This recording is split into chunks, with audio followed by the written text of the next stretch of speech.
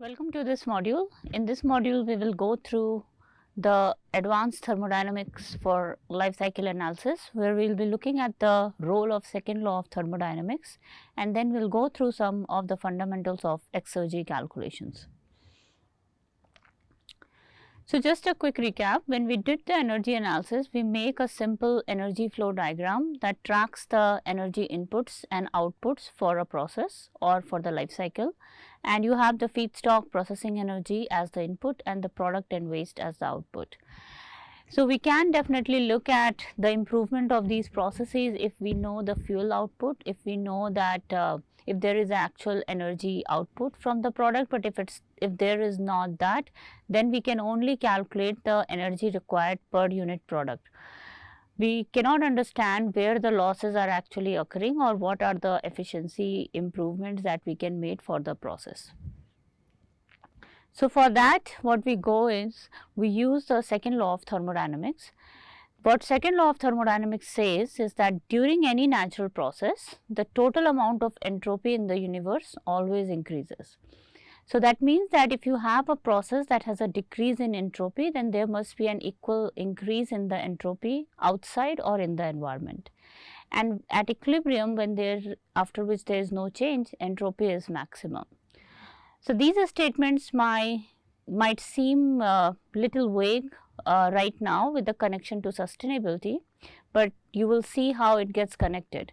What it leads to the calculation of the quality of energy or the quality of product, because it tells that how much of the energy is there in that system that is actually available to do work. So, whenever we are thinking about a product or the life cycle or the process that is making something, what we are really concerned about is how much energy is actually being utilized to give the useful output. So, the available energy is what we are concerned about, and that is what comes from the law of second law of thermodynamics, where we know that all the energy available will not be converted into work and there will be some entropy in that generation process. So, to do that, we will start with simple definitions that we can use for the calculation of these relevant values for the implementation of exergy analysis. So, to start, we talk about what we call as state functions, and state functions are a property of system at equilibrium, that is a property depending only on the current state of the system independent of how that state was achieved. For example, if we have a block that we raise up to certain height and it gains certain potential energy, then we only calculate the potential energy as mgh. We do not care about whether that block was brought at that height through a curvaceous path or straightforward path, or through a pulley system, or through someone actually putting the block up on that height. So, this is what is the state function, because you are only concerned about the initial state and final state.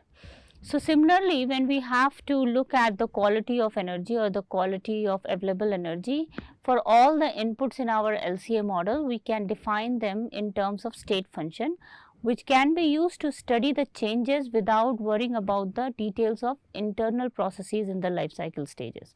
So, we can understand the input and output state function, and we will define those state function in terms of exergy, and that can be used to do an exergy analysis that gives an idea about how good the process is in utilizing the available energy for conversion into useful product. Next, what is entropy? So, entropy is defined as another state function. It is given as ds equal to dq by T, where you have dq is the heat transfer and the temperature is at the temperature at which the heat is being transferred. For all irreversible processes, your ds is greater than 0. What that means is that if you have any process that takes in heat to create a product, there will always be some losses. So, some processes may be more efficient at utilizing it, and some processes may be less, because your ds is always greater than 0, which implies that you cannot convert all heat to work, because it is hard to get a completely reversible process, and there is always some generation of entropy in that process. And that brings us to the concept of the quality of energy or available energy. So, whichever you have, whether you have a heat or a material flow, we can understand how much is the, for a heat flow, we can understand what is the quality of energy or available energy, because we know that when that heat is transferred to do work, there will be always some losses. Generally, your heat at higher temperature is of higher quality, since you can get more work done from it, and there is always a reference system that we use. So, you calculate the actual work done by T minus T naught, where T naught is your reference system. And if you have taken a thermodynamics course, you might be aware of the Carnot efficiency. That is what is known as the Carnot efficiency, where it will it depends on the temperature gradient, and there is always some losses that happen. So, coming to the term exergy analysis, and I will not focus on general second law of thermodynamics, but mostly just on what exergy is and how we are going to use exergy for our sustainability assessment. So, yeah, do not, this is not a comprehensive theory of second law of thermodynamics. This is more focused on just exergy calculation. So, here, because we are interested in calculating the flows or the thermodynamic implication of each of the flows in our life cycle model, what we are concerned is with available energy. Since not all heat can be converted to work, we know that the actual capacity of doing work is different for different heat flows. Similarly, we'll in a while we'll also see how we define the exergy for a material flow. But in just the basic definition for exergy is the maximum amount of work that can be done by or on the system with respect to a reference state. So, maximum work is done when a system is brought in equilibrium to a reference state, and that is what we define as exergy. So, in a simple terms, we can think of exergy is that if we have a system, let us say at temperature T, and we are going to bring it to in equilibrium with a reference temperature T naught, then that is the whatever the maximum work that we can do with that heat flow at that temperature is what the exergy of the heat flow is. So, that gives us an idea that if you have different flows in a process, then what is the quality of work done or quality of product that can be made using those flows. Distance from equilibrium. So, this is another important concept, because we are thinking of putting the system in equilibrium with some reference. So, a system, if it is in equilibrium with the reference system or surrounding, it cannot do work. So, in that case, of course, your exergy will be 0, because we cannot extract any work from that particular stream. Another way to think about it is that maximum amount of work that can be done by the system when it is brought to equilibrium with its surrounding is exergy, and then as system is at equilibrium, that is when your exergy is equal to 0. So, as we go forward in the module, we will see some examples of exergy calculation and it will become more clear, but for now, if you can just keep this concept in your mind that exergy is the maximum work that we can extract from a system when we bring it to equilibrium to the reference state is what is exergy, and when it comes to equilibrium, then your exergy is equal to 0. So, let us look at the equations that we use for calculation of exergy in different disequilibrium scenarios. So, when we imagine processes, there are different things that happen. There is of course pressure and temperature, that is an important gradient that is there in driving the processes. So, let us say if we have a ideal gas system or a gas stream that is entering your process, then exergy due to, and it can be at a different pressure. So, if your gas is moving from pressure P to P naught, then the exergy of the gas system will be, if it is following an ideal gas behavior, is minus nR T naught integral of P naught dP by P. Here your T naught and P naught are the reference temperature or reference temperature and reference pressure.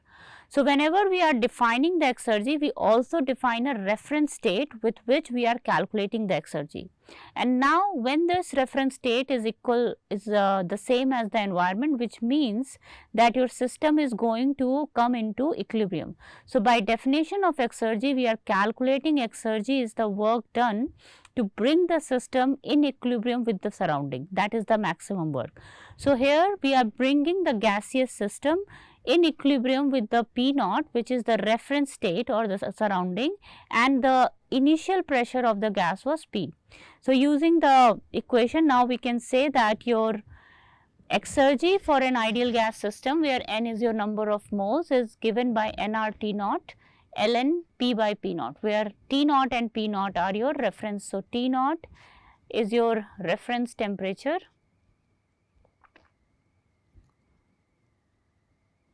and P naught is your reference pressure.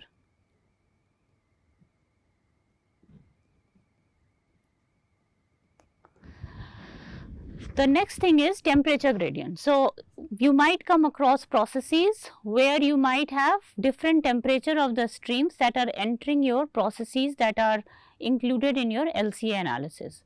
So, here you have temperature gradient and that causes some gradient that causes some work done that can be extracted from it when that stream is brought in equilibrium to the T naught, which is your reference temperature. So, here your exergy is given by the change in enthalpy and the change in entropy.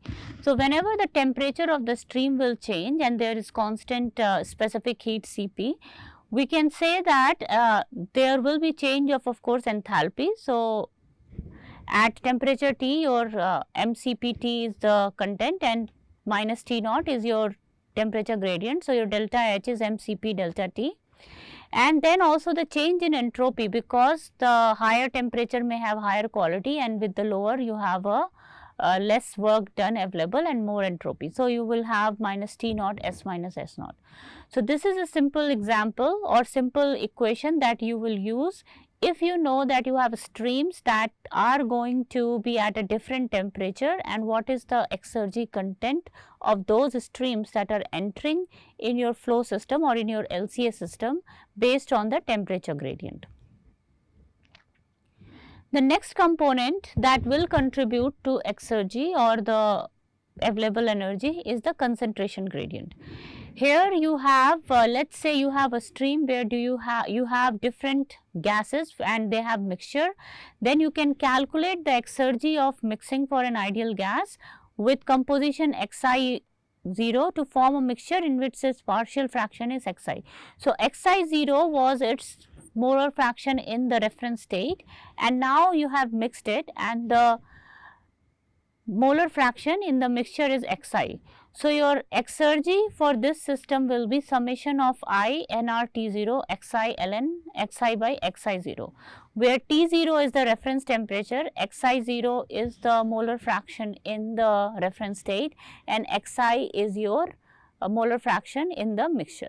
So, that is how you can calculate the mixture exergy if you have a stream that has a mixture of gases entering into the LCA system.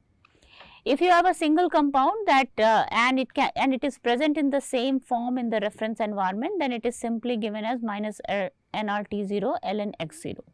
So, these are some simple examples or simple expressions that are used for calculation of exergy in different stages. So, the first one is of course your pressure gradient. So, whenever you have a process, you might have streams that are at different pressure than their reference state. So, in that case what we mean is that the exergy is the amount of work that has been done to raise the pressure of that stream. So, let us say I have a process and I have a stream that is entering at pressure equal to 2 bar and let us say it has some temperature equal to 200 degrees Celsius. So, now what this stream will have some exergy by the fact that it is at a higher pressure and at a higher temperature, which means that there was some work that was done to actually raise the pressure and temperature of this stream, and that is the thermodynamic contribution of this stream to the process. You can have another process, and in that case your pressure may be actually 3 bar and let us say temperature is 50 degrees Celsius. So, the exergy of this stream will be very different than exergy of the another stream. So, when you are doing a comparative analysis using the second law of thermodynamics, then you would be understanding how much energy has been or how much available energy has been spent in actually preparing the streams that are input to your process. So, this gives an idea of how we do the temperature gradient and pressure gradient, and also it might be a mixture of two gases, and then you can use this formula to calculate the exergy due to concentration gradient, or how you have brought the system mixture into formation, that is the input for your process. So, let us move forward. So, now we are thinking of exergy for steady stream of matter. So, as I said that we can have different streams that are entering and leaving the system, and in the exergy analysis process what we are interested in is, we are interested in calculating the exergy of all of these streams. Okay. So, now let us think what are the components of different exergy that is part of these streams. So, exergy, as we know, is the available amount of work or the quality of or the available energy in the stream. So, you can have a kinetic, potential, physical and chemical. 4 components of exergy forms part for any steady stream of matter that you can consider in your LC analysis. So, kinetic is simply because of the motion or the flow. Because of the kinetic energy, you can also convert it into the work, and of course, when you are giving certain velocity to the stream, you are doing some work to raise that kinetic energy. Hence, that delta is giving you how much work or available energy has been spent to prepare the stream at that flow rate. Similarly, the potential, if you have some height, physical and chemical we will quickly see. So, exergy of the steady stream of matter is equal to the maximum amount of work obtainable when the stream is brought from its initial state to the dead state, and the dead state we mean it's in the equilibrium with the environment or the reference state, and it is by processes during which the stream may interact only with the environment. So, it is not mixing, otherwise it is just interacting with the environment. So, let us reflect a little bit on this definition. What it means is that when we are preparing a stream that is entering our LCA system or processes, we are doing some work, and that work is the exergy. It is calculated in the reverse form by saying that if I have to bring this stream back into the dead state, which is in equilibrium with the environment, how much work I need to do or how much work has been done, and that is the available energy or exergy. When we calculate that, indirectly we are saying that this is the amount of available energy or work we need to do to prepare the stream for our system, and that is the quantification using second law in terms of thermodynamics metric for the process. So, for calculating exergy of streams in the process, when we do analysis for our LCA or other process analysis, we ignore the kinetic exergy and potential exergy, because generally the input and output will be, the flow rate will be same. So, your steady state flow is maintained. So, we do not need to worry about that, and generally the processes are at approximately same height. So, you do not even need to worry about the potential exergy change. So, what we are interested then is only in the physical exergy and the chemical exergy part of the streams. So, now we will look at the physical exergy and chemical exergy formula. So, keep in mind that we have already seen that there are 3 different gradients that can be used for calculation of exergy. So, the temperature part, the pressure part and then the concentration part, and we will see that your physical and chemical will have contributions from different parts of these gradient. So, before we go there, I would like to define some of the states that are used for calculation of exergy. So, initial state is actual state of the stream you are considering. So, it can be the temperature and pressure at which that stream is being used in your process. Environmental state is the one that is achieved in restricted equilibrium, and substances of the system are restrained by a physical barrier, which means there is no mass exchange between system and environment, and it reaches equilibrium in temperature or it reaches equilibrium with the environment in terms of T naught and P naught. So here only energy flow is happening and the pressure equilibrates as well, but there is no mass exchange. So this is where we call it the environmental state. The last state is the dead state. Dead state is where we are making the system in an unrestricted equilibrium, where you achieve mechanical, thermal and chemical equilibrium all together. So here you have a full thermodynamic equilibrium between the system and the environment, and then your system cannot undergo any further changes when it is in contact with the environment, and that state we call as T00 and P00. So the difference between the environmental state and dead state is that dead state is, let's say we have an environment and we leave any stream, it will undergo, the chemical species that are there may also undergo further degradation, that it comes in the chemical equilibrium as well. So in this we only have the physical and thermal equilibrium in terms of pressure and temperature, but here we also achieve the chemical equilibrium, which is an additional step. So when we calculate the dead step, we always look at the reference species that are available in the environment, and when we do an example you will see what we take as the reference species for calculation of the exergy based on the dead state.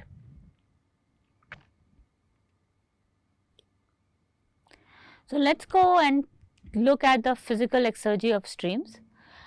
So here physical exergy is equal to the max amount of work that is obtainable when the stream of substance is brought from its initial state P1 T1 to the environmental state P naught T naught by physical processes which are only involving thermal interaction with the environment, and also these are reversible physical processes. If you have irreversible processes, there is further loss, but we are looking at the reversible physical processes, and we are saying that we are making the initial stream which was at P1 T1 in equilibrium with the environment. So when you calculate the physical exergy for this, now here what you are saying is that you have a pressure gradient, so you will consider the contribution of pressure gradient, and you also have the temperature gradient, so you will consider the effect of the temperature gradient. So here our EPH will have Cp T1 minus T naught is the enthalpy change, and then the entropy, so minus Cp T naught ln T1 by T naught. So that gives us the temperature contribution to our physical exergy calculation for a stream. And the next one is our pressure contribution, which is T naught R ln P1 by P naught. So we have independently seen the pressure gradient exergy calculation and the temperature gradient. Here when we are considering the physical exergy for a stream, we combine the both, because in this the definition of exergy is that it comes into equilibrium with the environmental state in terms of P naught T naught. So you are dissipating the pressure gradient and as well as the temperature gradient. So whenever you are calculating physical exergy for a stream, remember that you need to pick a reference state which is your environment and pick the T naught and P naught for that environment, and then you need to contribute or add both the temperature dissipation contribution and the pressure dissipation contribution to calculate the total exergy. So in review, physical exergy has both the thermal component and pressure component. Your thermal component is the ability to do work due to temperature difference with the environment. Pressure component is the ability to work due to pressure difference in the environment. And thermal component is very similar to heat exergy. So we have talked about heat exergy, that whenever you have an heat exergy transfer, there is some exergy or the work available in that particular state. So now that we know how to calculate physical exergy, what we will do is we will do a quick problem to calculate the physical exergy. So here in this problem, you are asked to calculate the specific physical exergy. Whenever you see a word of specific, that means that you are doing per unit mass. So we are going to calculate the specific physical exergy for air for a state defined by P1 equal to 2 bar and T1 is 393, which means that you have a process that needs a heated air for its system. So, and at a high pressure. So, you have raised the pressure and your environmental parameters is 1 bar and T naught is 293. The Cp of the air which contributes to the enthalpy or the heat component is 1.0 kilojoule per kg Kelvin, and you are assuming the air to be perfect gas. So, you are going to use the R as 0.287. So, take 30 seconds and let us quickly calculate the physical exergy and also separate the thermal and pressure component.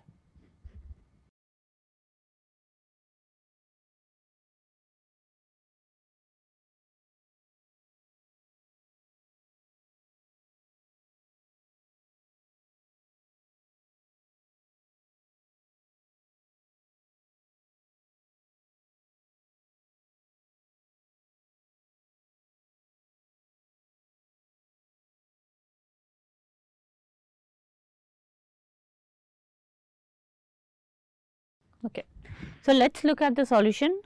We have the equation as Vph given by Cpt1 minus T naught minus Cpt naught ln T1 by T0, which is the thermal component, and then you have the pressure component. So, when you substitute the values, you will have total value come out to be 72.29 kilojoule per kg. So, if you calculate the thermal component or the pressure component separately, that will come out to be 58.33 kilojoule per kg. So, following this approach, you can quickly calculate the physical exergy that is there for any stream that is entering the system at a raised temperature and pressure, and if it follows an ideal gas behavior.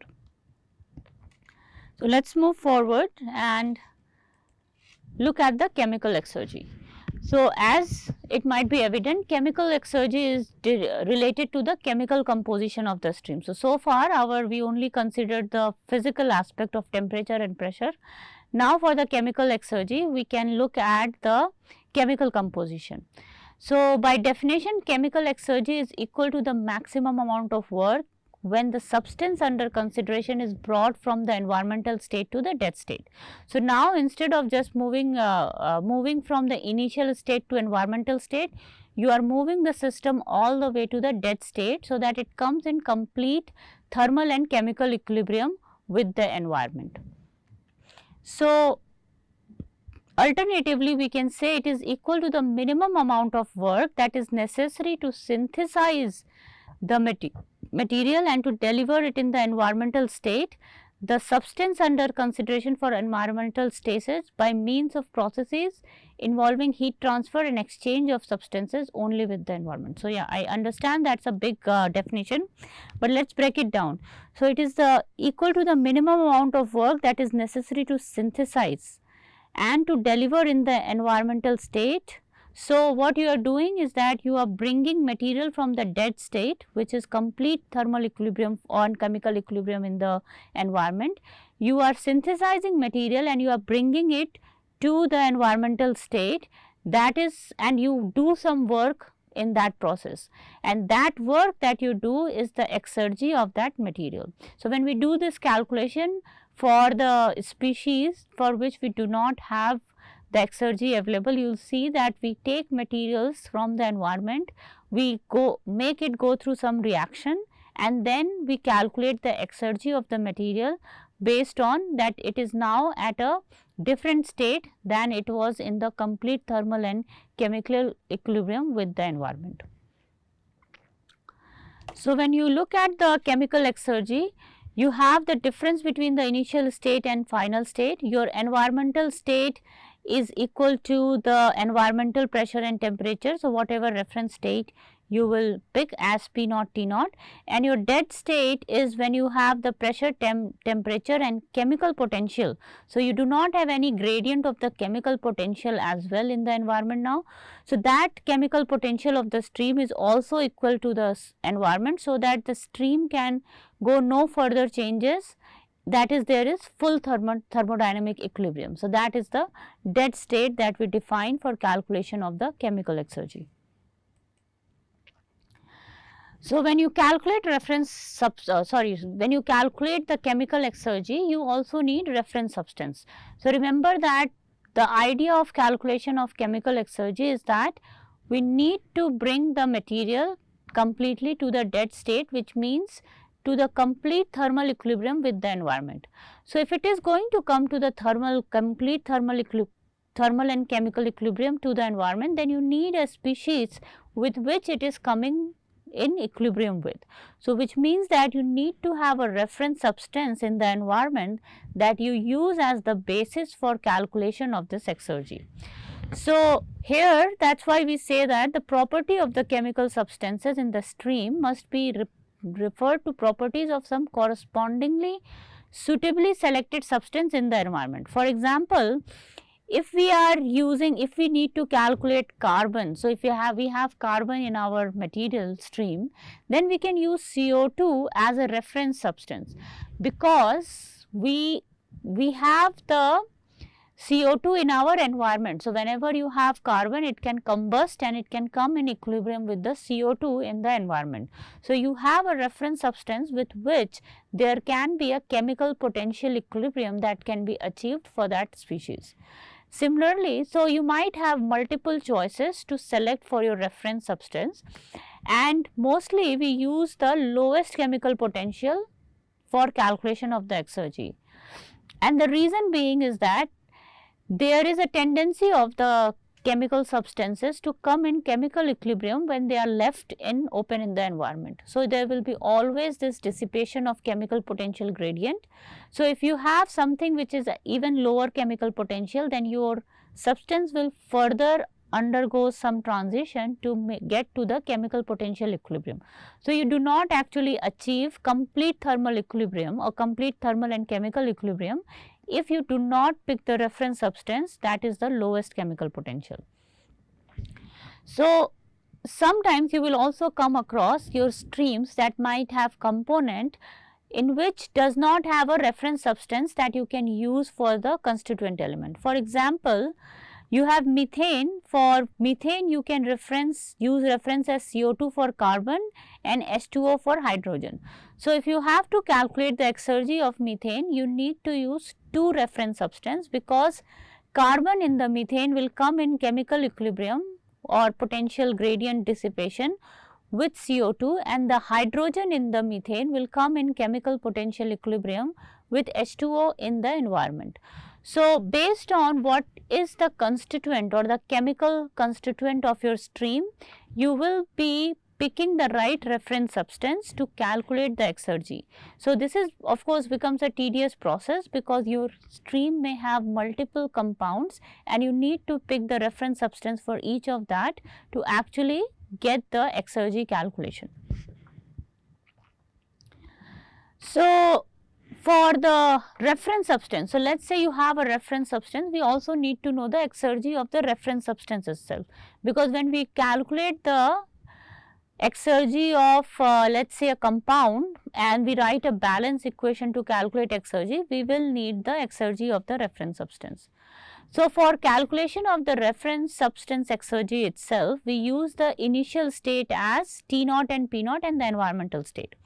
The reason we take the initial environmental state as our initial state, because this is the reference substance and it is already existing in the environment. So its initial state is T0 P0, and we want it to get into complete thermal and chemical equilibrium so that it becomes dead, that it cannot undergo any further changes. So for that, your final state will be your T0, because you are not changing the temperature. So there is no temperature gradient because it is still in the same environment.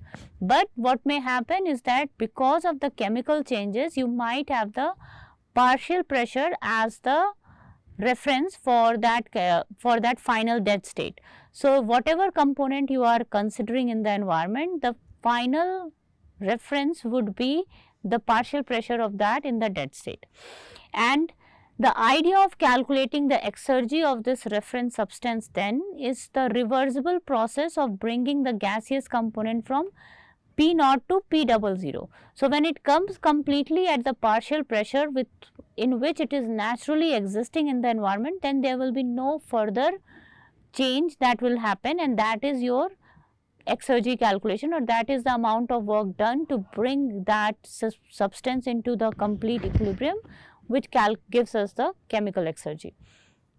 So, for a reference substance, if you have a standard gaseous substance, your molar chemical exergy can be given by R times T naught ln P naught by P00, where P naught is the initial state of the reference substance, which is the environmental state, and P00 is the dead state or the partial pressure of that reference system, after which there will be no further change in the system. So, your molar chemical exergy for any gaseous reference substance in the environment is pretty straightforward, because you are only considering the pressure gradient change, the temperature is already the same. So, let us do a quick example on calculation of chemical exergy of reference substance. So, take 30 seconds to actually do this problem.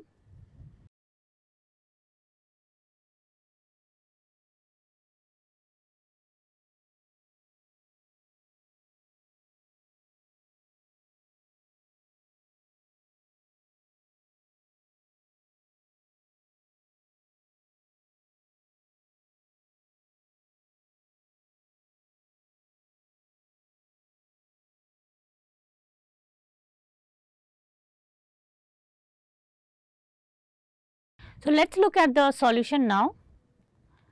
So, the molar chemical exergy of CO2 is, it's a reference substance because it is existing in the atmosphere already. So, we can use CO2 as a reference substance. The pressure is 1 bar for the whole air, but the partial pressure of CO2 is 0.0003 bar. So, when you calculate the molar chemical exergy, it is simply 8.3144, which is your R, and multiplied by 298, which is your temperature, because the temperature stays constant. And what happens is that this is generally just getting in the pressure equilibrium with the partial pressure of the CO2 existing in that atmosphere. So, you have 1 by, so P0 is your initial state, which is the environmental state, and P00 is your final state, which is the dead state for calculation of molar chemical exergy of CO2. So, the value comes out to be 20,108 kilojoule per kilomole. For molar chemical exergy for O2, we have the similar process. Here the partial pressure of oxygen is 0.2040. So, we just substitute the partial pressure in the denominator, and you have P naught, which is the initial state, as 1 bar, and we calculate 8.3144 into 298.15 times ln 1 by divided by 0.2040, and that comes to be 3940 kilojoule per kilomole. So, next, so that is the reference substance. Let us look at the calculation of chemical exergy for places where we do not have the reference substance. So, for example, most of the fuel substance do not form part of the system of common environmental substance. For example, methane. So, we do not have methane already existing in our atmosphere, and methane is most of the time inputs to lot of processes, and you might have some other processes as well, or some other streams as well. In this case, what we do is we need to figure out and pick a reference substance for each of these atoms. So, for carbon we will use CO2, and for hydrogen we will use H2O. Once you have that, what you will do is you will write an equation that actually creates that substance from the reference substance. So, what we are considering is that for this element or this particular fuel to be coming into thermal chemical equilibrium or thermal and chemical equilibrium with the environment in the dead state, it has to transform into one of the moles or one of the components of the reference state itself or the dead state itself. So, since CO2 and H2O, water vapor, is existing in the environment, if it has to be brought to the dead state, it will come in equilibrium with CO2 and H2O. So, what you would need to do is you would need to write equations or the reactions that will convert your methane into CO2 and H2O. To write that, you would need the Gibbs energy of formation for these molecules, and then you would write the balance. We will see an example. So, for example, we will look at the example of calculation of exergy for carbon monoxide. So, most of the waste streams that are eliminated or emitted from most of the processes also contain carbon monoxide. Now, carbon monoxide is not a reference molecule because it is not already existing in the environment. So, what we need to do is we need to calculate the chemical exergy of CO. The way it is defined is, it is for the chemical exergy of carbon monoxide is the maximum amount of work that is needed to bring carbon monoxide to equilibrium with reference substance in the environment. Now, we know that we want to bring it to equilibrium with reference substance in the environment. So, for carbon we will have carbon dioxide, and for oxygen we will have oxygen, which means that we will write an equation, a reaction equation that converts your CO2 with CO2 to CO and use oxygen. So, here this figure is mainly explaining this whole process of calculation of chemical exergy. So, remember that we want to calculate the chemical exergy of carbon monoxide, and it is at the starting point is P naught T naught, which is the environmental state, but it has to be brought to the dead state. So, our dead state is what? Our dead state is oxygen, and oxygen is at POO or the partial oxygen pressure, and CO2 is at the partial pressure of CO2 in the environment. So, the CO will need to equilibrate with CO2 and O2, and that is when it comes to dead state.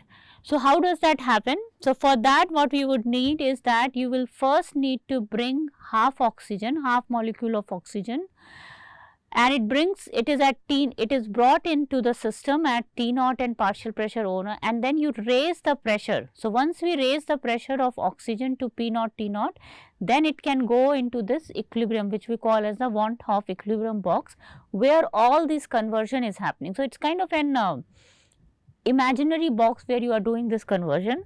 So, you bring this half molecule of oxygen, and then we write this equation. So, the carbon monoxide at P naught T naught reacts with half molecule of oxygen at P naught T naught, and it gives CO2.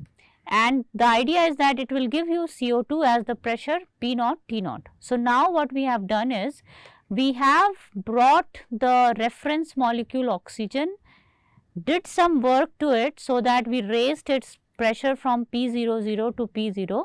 So, there is some work that has been done. So, this shaft is basically showing you that there is work done. After doing this work, you put it in the Van 't Hoff equilibrium box, and then you see that there is some reaction that needs to be done to convert your CO to CO2, so that it can come in equilibrium dead state in the environment. And for that also there is some work done, which is your negative of delta G naught, which is the Gibbs free energy which is released when this reaction happens. It can be, if it is endothermic you need to do work, if it is exothermic it will release or it will do work, and also that is also connected to the shaft. So, that is the work done, so which contributes to the molar exergy of the carbon monoxide. Now, we cannot bring CO2 completely to the dead state because it is at the P naught. So, now we have to further reduce its pressure to partial pressure of P00. So, now what we are doing is we take CO2 that is created by reacting your carbon monoxide with half O2, and we put it through the reduction of the pressure, and it reduces to the partial pressure of CO2, and then it can be emitted into the environment, because once this CO2 stream is at the partial pressure P00, then it can come into complete thermal and chemical equilibrium with the environment. So, that is the definition of exergy, and all this work done in this whole process is what will give you the molar chemical exergy of carbon monoxide.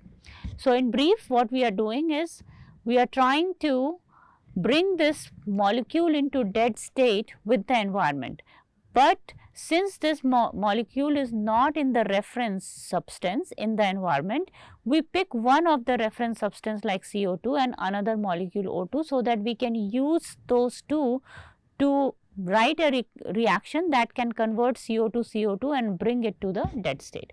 And in all of this process, whatever work is done, so for example, work done to raise the pressure gives energy delta G, that is the energy released, and then the work done to reduce the pressure or work done by the turbine when the pressure is reduced, all of that contributes to the epsilon CO, which is the chemical molar exergy of carbon monoxide. We will also see this with the numerical example. So, let us do this problem. So, I will quickly go through this equation. So, here what we need to do is we need to calculate the molar exergy of carbon monoxide. So, now for calculating that, as we saw in the want of equilibrium box, we will be running this reaction, which is carbon monoxide reacts with half molecule of oxygen and gives CO2. And during this, of course, you will have delta G of reaction that we can calculate. The balance of the exergy is that your exergy of CO2, which is the output product, minus half exergy of the B oxygen is the exergy of the oxygen molecule, and you need half of that, minus B of CO is going to give the delta G reaction. So, your delta G reaction is basically the balance of all the exergy components that are involved in that reaction.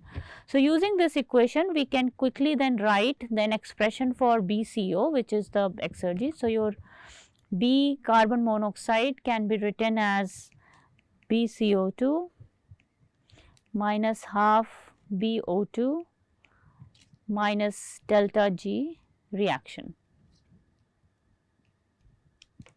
Okay. So, now all we need is to calculate the, so BCO2, because it is a reference molecule and we had just calculated its value, we can use it as 20 kilojoule per mole. B oxygen can also be used from the previous calculation, and lot of these reference substance exergy is available in the literature. If it is not available, you can use the formula to calculate it. So, B oxygen is actually about 3.9.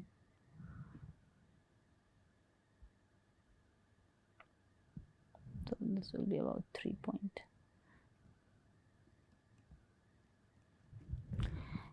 And for delta G reaction, we can calculate delta G reaction as Gibbs free energy of formation of CO2 minus Gibbs free energy of formation of carbon monoxide and minus half Gibbs free energy of formation of oxygen molecule. So, this value is minus 394 minus this is plus 137, and since your oxygen is pure molecule, you have 0. So, this value comes out to be minus 257 kilojoule per mole of CO2. So, for each of the mole of CO2 being formed by this reaction, we have the delta G of reaction is minus 257 kilojoule per mole CO2. Now, we can just substitute these values. So, you have 20 minus that will be approximately 2, 3.9, I am taking it as 4. So, that comes out to be 2, and then you have minus 257. So, this comes out to be about 275 kilojoule per mole of CO. So, you can see that the exergy of carbon monoxide, so you can see that the exergy of carbon monoxide is very high, and the reason being is that it is not a reference substance.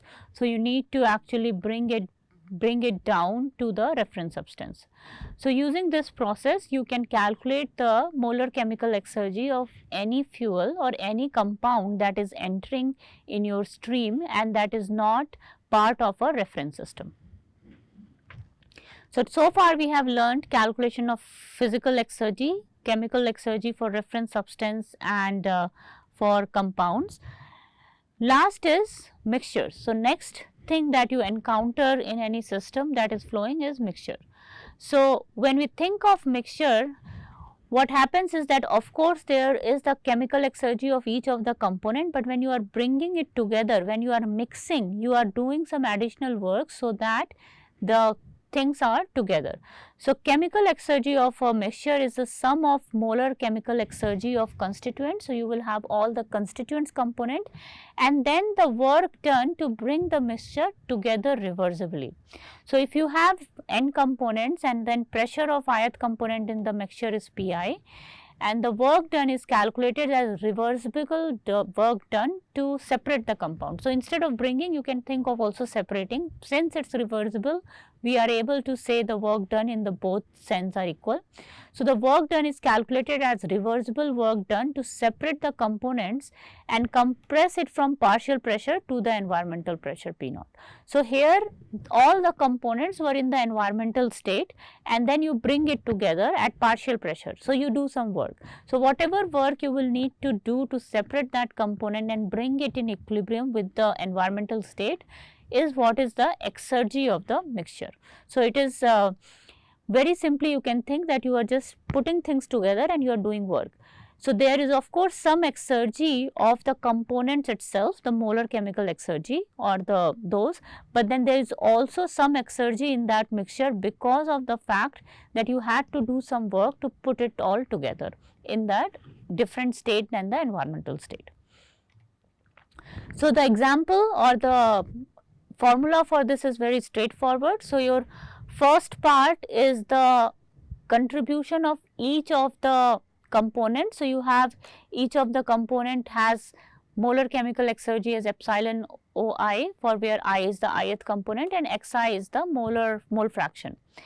And then the second part is basically where you are doing some work to bringing them together. So, you have the R bar T0 and then each of the component has Xi ln Xi, where Xi is the molar fraction of the component. So, let us also do a quick example for calculation of chemical exergy of the mixture. Here you have a binary liquid solution of methanol and ethanol is given at T naught and P naught as 1 bar. The mole fraction of methanol is 0.60 and the chemical exergy already calculated is 1200 kilojoule per mole.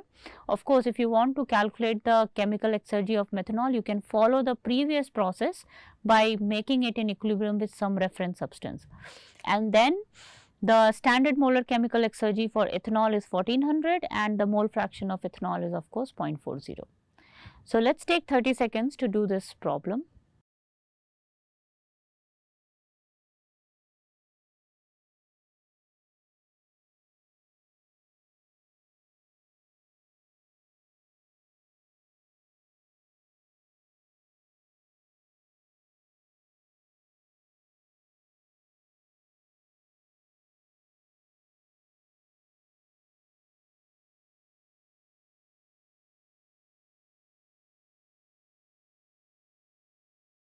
So, here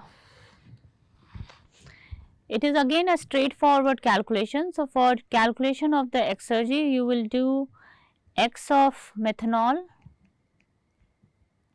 multiplied by the epsilon methanol, which is the chemical molar exergy, plus X of ethanol and multiplied by epsilon of ethanol, which is your molar chemical exergy of ethanol. So, that is the part that is just because of the constituents. Then the part that is basically taking care of the work done. So, you have RT0, so you have 8.314 since it is in, okay, let me first write the formula. So, you have RT0 and then you will have Xi ln Xi. So, we have X methanol ln of X methanol plus X of ethanol and ln of ethanol, sorry, ln of X ethanol, which is the molar fraction.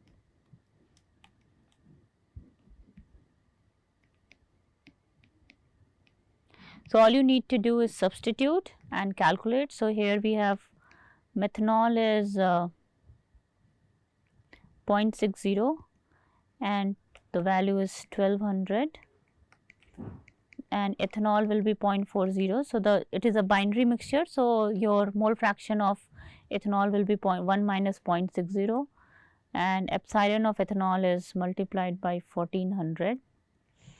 Then R is 8.314 kilojoule. So, you have to, because we are doing everything per mole, so we divide by 1000. T naught is 298.15 and X methanol is 0.60, ln 0.60 plus 0.40 ln 0.40. Okay. So, when you do all this calculation, your value should come out to be 1278 kilojoule per mole. So, that is the exergy of this binary mixture that may be an input stream into your process. So far, what we have learnt is all the ways we can think of exergy that is entering or leaving the system in terms of physical and chemical exergy. Physical exergy is really straightforward. So, let us look at the summary. So, the summary in we can do a thermal exergy calculation just by the temperature gradient. For physical exergy calculations, if you have gaseous component, we look at the thermal and pressure component. So, remember the first problem we did was on identifying the thermal and the pressure component separately. Then you can do chemical exergy calculation based on the chemical constituents. So, for any pure component, you know, if there is a reference, you can easily calculate is using that one formula. Then standard values of exergy for reference substance are usually provided, but if it is not provided, then you can go back to the formula for that calculation and calculate it for your input. For compounds that are not reference species, we saw an example of carbon monoxide calculation. The idea is that for all of those compounds, what you would do is you would find a reference species, write the reaction and then calculate the chemical exergy of that component. And then exergy of a mixture is simply the idea that you are doing some additional work to bring the constituents together. So, you have the part that is the contribution from the molar exergy of the constituent itself plus the part which is the contribution because of the total work done. So, there is a detailed book on exergy method for technological and ecological applications by Zargat, and that has been a standard book. So, if you have more interest in actually doing the exergy calculation, you can do use this book as a reference. For the purpose of use and sustainability, most of the exergy values are given, but we might also for materials that we are introducing new at different temperature and pressure, we might want to calculate it. So, when you want to include in LCA your exergy analysis, you calculate the exergy rate for streams when you are provided the physical and chemical composition. And also, since exergy represents the amount of work done, it is used as a quality of material proxy. So, in the next module, we will talk about using this exergy for evaluation of the processes for sustainability. The idea is that for lot of the stream which does not have an energy content, if you want to evaluate the thermodynamic sustainability, we actually go to look at the quality of material in terms of how much work was done to actually make that material that is used as an input in your process. And also when it is the output, that tells that how efficient is your process in actually converting the available energy to actual useful product. So, that gives an idea of that how second law is actually being used for thermodynamic sustainability assessment using exergy as a proxy metric. So, in next module, we will look at the exergy analysis for sustainability.